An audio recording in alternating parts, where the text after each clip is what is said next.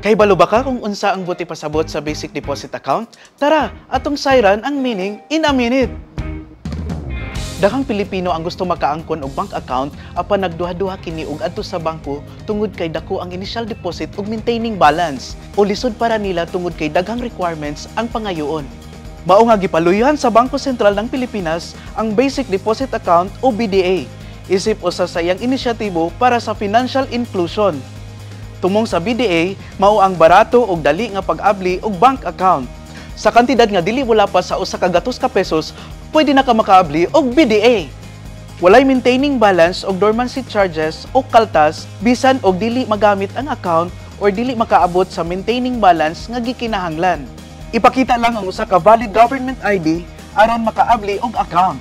Kung walay government ID, pwede gamiton ang barangay certificate or endorsement letter gikan sa ahensya sa gobyerno o sa imong employer.